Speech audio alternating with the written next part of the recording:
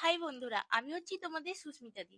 তোমরা সবাই কেমন আছো? তো আমি আজকে যাচ্ছি পার্লারে। সাধারণত পার্লারে সবাই যায়, কিন্তু মাঝে একটা টুইস্ট আছে। চলো চেঞ্জ করে নিই। তোমরা কি দেখতে চাও এক চুটকিতে কিভাবে ড্রেস চেঞ্জ হয়ে যায়? দেখে নাও। হ্যাঁ হ্যাঁ, এক চুটকিতেই হয়ে গেল, তাই না? এই না না, তোমরা আবার সিরিয়াসলি নিয়ে নিও না, এগুলো জাস্ট জোকস ছিল তোমাদের জন্য। এই যা, মাও রেডি হয়ে গেল, আর এখনো আমি রেডি হতে পারলাম না।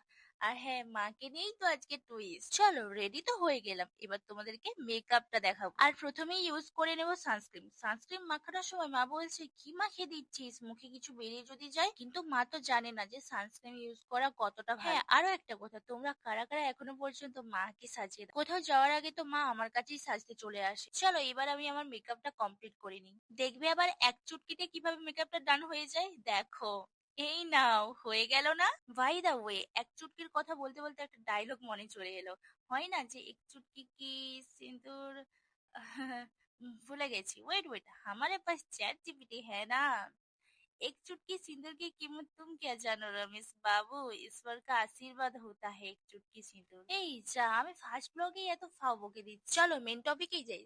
আজকে আমরা যাচ্ছি পার্লারে। হুম, আমার জন্য নয়, আজকে যাচ্ছি মায়ের জন্য। শুনেছি ওখানে নাকি পয়লা বৈশাখ উপলক্ষে ধামাকা অফার চলছে, সেই কারণে আমি আর মা তাড়াতাড়ি চলে গেলাম। ফাইনালি আমরা ব্রজরাজ চৌকে পৌঁছেও গেলাম। তো তোমরা দেখতে পাচ্ছ, এটাই সেই গলি।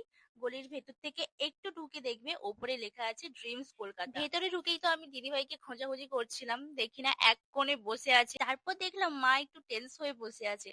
সবাই বলবে যে পার্লারে গিয়েছে, ভয়ের কি আছে? সত্যি বলতে মা আজ পর্যন্ত কখনো ফেসিয়াল করায়নি। আইব্রো করিয়েছে, কখনো ফেসিয়াল করায়নি। একটা কথা বলতে, আমরা এই বয়সে এসে কতই না কিছু করি। দুদিন ছাড়া পার্লারে যাই, ওখানে যাই, সেখানে যাই।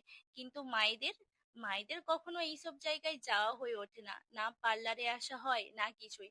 কখনো কাজের ব্যস্ততা, কখনো সংসার, রান্না বান্না ছেড়ে কখনোই কোথাও যেতে পারে না। তাই আজকে মাকে খুশি করার জন্য জোর করে নিয়ে গেলাম পার্লার। জানি না মা কতটা খুশি হয়েছে, কিন্তু আমি খুব খুশি হয়েছি মাকে এখানে আনতে। হ্যাঁ, এটাই সেই দিদি ভাই, যতটা দেখতে কিউট ততটাই সুন্দর কাজ এবং ব্যবহার। পয়লা বৈশাখ উপলক্ষে ধামাকা অফার পেতে আমরা তো চলে আসলাম। তোমরা কবে আসছো?